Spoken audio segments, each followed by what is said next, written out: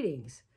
This is Dr. English's Book Lovers Book Club, and I'm Dr. English and I teach English. This week I'm going to review the book X, a novel by Ilyasah Shabazz and Kekla Magoon.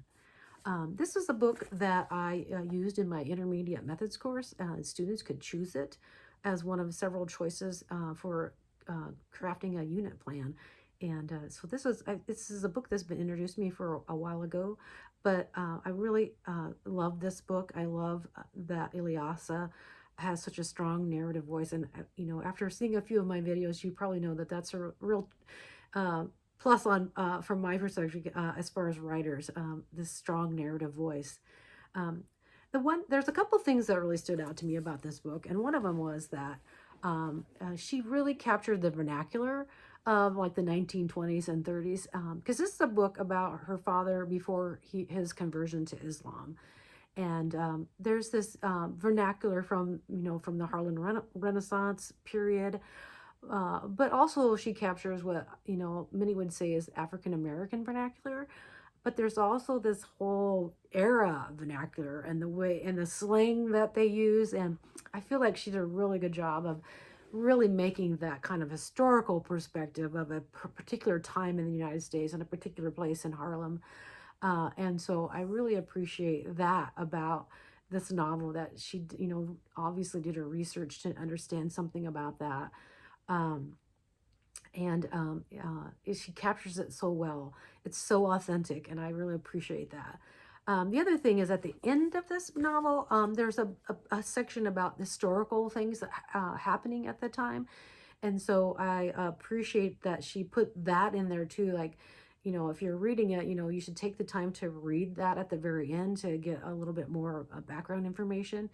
And so I really appreciated that. And I think the other thing is, like, I honestly think, and this is just me as a random reviewer, I feel like Ilyasah did this book as almost a memoir. It's like it's such a personal thing that she didn't really get to know her father because he was assassinated when she was young, and she didn't know her grandparents. And so I feel like this was like her journey, like a journey of the heart to understand more about her father, but also like that loss of grandparents. Like she didn't know her grandparents. And so from my perspective, that's probably why her voice is so strong. I know that Kekla wrote it with her, but there's a real sense of this being like a very emotional journey for Ilyasah as a memoir, to know something about her father his whole life. I mean, she wanted to know his whole life. She wanted to know who her grandparents were. And I feel like that really stands out. And I think this is a really great young adult literature book, because she captures so much about adolescence in this, and the things that that Malcolm is going through, and the trauma that he's going through. One thing that really stood out to me was that the idea of like physical hunger. Like if people don't know what physical hunger is, that there's these little nuances about physical hunger in here and how it affects what we do, and the choices that we make, and I think that's part of her memoir journey, or finding out about her father and understanding like how many traumatic events he had in his life before his conversion to Islam. And so she did such a wonderful job, and so subtly, but to try to understand how her father would be thinking. What a gift to us as the reader that she had the courage to do that, to think about what her father was thinking and about the choices that he made. It's so authentic to the voice that is Malcolm's, but is Ilyasah's, speaking through this character of who is her father. And that's not an easy thing to do when you think about the traumatic events of his life, and how Malcolm's father was murdered. And I thought it was really important that Ilyasah says that he was assassinated, and I thought how appropriate that she, her own father Malcolm was assassinated, would choose that word in regarding to Malcolm's father, her grandfather.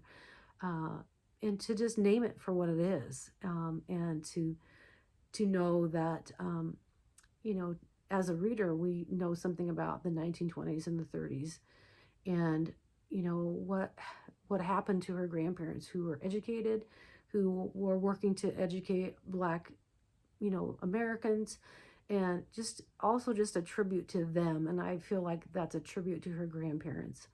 And I really appreciated her courage. I feel like Ilyasah has the courage of her father Malcolm, and so I highly recommend the book. I found it to be beautifully crafted, and it's a story that, you know, everyone should know a little bit more. If you are a history person, you would really appreciate her historical, you know, nuances in this. And what I would say, you know, the use of the vernacular is very, to me, authentic. Now, a linguist might say otherwise, but I'm an English professor, so I love that linguistic, and, you know, nuances that she presents in here. They're really quite beautiful. And so I'm going to read an excerpt, and it's toward the end of the novel. And I just feel like it's really beautifully done. And now I have to find it because I took my I took my bookmark out of it. Hang on just a sec. And this is a scene where Malcolm is in court, and his lawyer says, "You'll do the 10 years. Just count yourself lucky they aren't claiming rape, or it'd be life." "It wasn't like that," I snap. "Doesn't matter," the lawyer shrugs. "You were with them." Some kind of free lawyer. He's not even really on our side. The whole court's out to get us.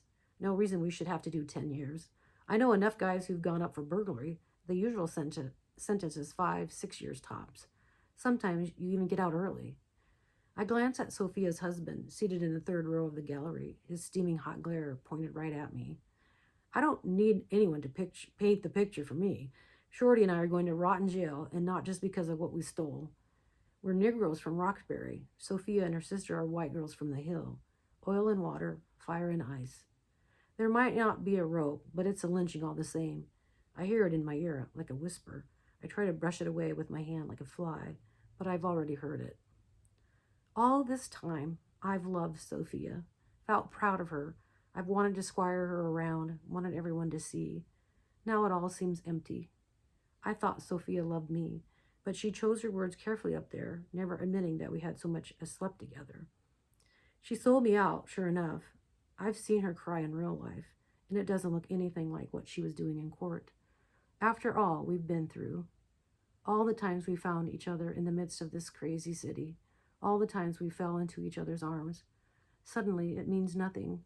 What made me think that Sophia was so much better than the other girls I'd known?